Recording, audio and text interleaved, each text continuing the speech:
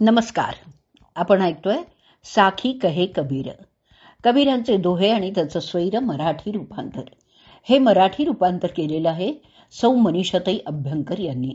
आजचा आपला भाग चाललाय 284वा, प्रकरण चाललंय 49वा, पारिष्काव अंग. दोहे आज आपण घेणार आहोत 16 ते 18. प्रथम आपण 16वा दोहा ऐकूयात. हंसा बगुलाय कसा मानसरोवर माही, बगा ढिंडोरे माछरी हंसा मोती खाई. हंसा बगुलाय कसा मानसरोवर माही, बगा ढिंडोरे माछरी हंसा मोती खाई. हंसा बगुलाय कसा मानसरोवर माही, बगा ढिंडोरे माछरी हंसा मोती खाई. अर्थ ऐकूयात. समान रंग असणारे हंस आणि बगळा मानस सरोवरात विचरण करत असतात, परंतु आपल्या स्वभावानुसार बगळा मासा शोधतो आणि हंस मोती टिपतो. बाह्यता बगळा आणि हंस यांचा रंग एकच जरी असला तरी त्यांच्या वागण्यात, त्यांच्या आचरणात खूप फरक असतो. हंस आणि बगळा जरी एकाच ठिकाणी राहत असले तरी बगळा मासेच खाईल आणि हंस मात्र मोती खाईल. तसंच बाह्यता माणसं जरी सारखी असली तरी त्यांच्या आचरणावरून त्यांची पारख करता येते.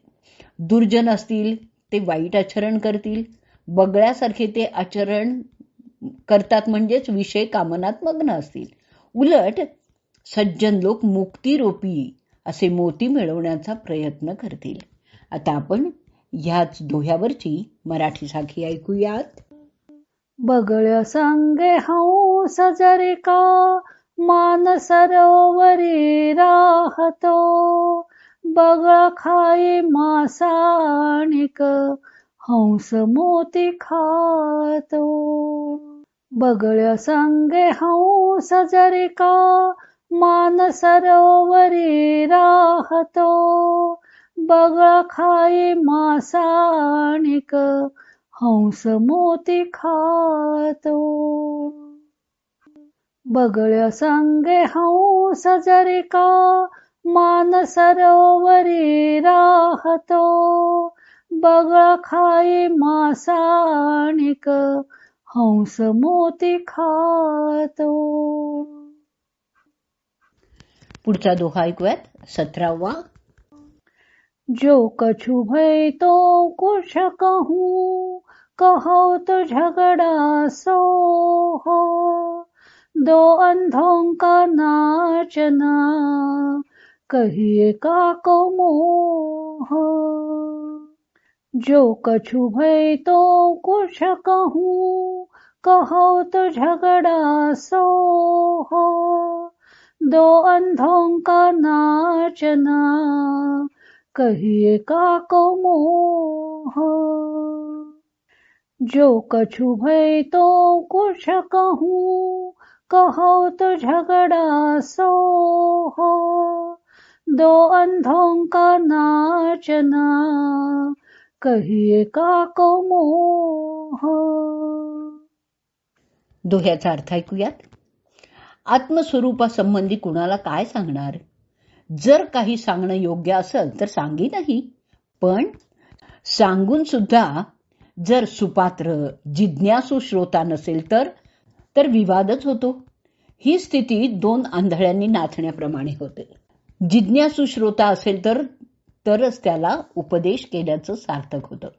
ज्याला परमात्म तत्व जाणण्याची इच्छाच नसेल तर त्याला सांगून तरी काय उपयोग आहे? ते अज्ञानी जीव मग वादविवाद करत बसतात. कबीर ही गोष्ट दोन आंधळ्यांच्या नृत्याच्या उपमेतून स्पष्ट करतात. नृत्य पाहून मनाला संतोष होतो, परंतु अंध माणसं एक दुसऱ्याला जर पाहूच शकत नाहीत तर ते नाचून एकमेकांना मोहणार तरी कसे? तसंच ज्याला जाणण्याचीच इच्छा नाहीये त्याला परमतत्वाबद्दल कितीही उपदेश केला तरी तो कळणार कसा? तेव्हा अशा अज्ञानी मनुष्याला काही सांगायला जाऊच नाहीये, म्हणजे मग भांडणही होणार नाही, वादविवादही होणार नाहीत. आता आपण या दोह्यावरची मराठी साखी ऐकूयात. जिज्ञासूला काही सांगेन कलहना तर होईल. दोन अंध नृत्य करुनी कसे मोहवतील. जिज्ञासूला काही सांगेन कलहना तर होईल. दोन अंध नृत्य करुनी कसे मोहवतील. जिज्ञासूला काही सांगेन कलहना तर होईल. दोन अंध नृत्य करुनी कसे मोहवतील. पुढचा 18वा दोहा ऐकूयात. संशय नाही साधू मिले मिली मिली करे विचार.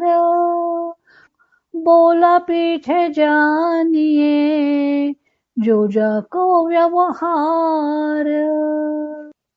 संशय नाही साधू मिले मिली मिली करे विचार.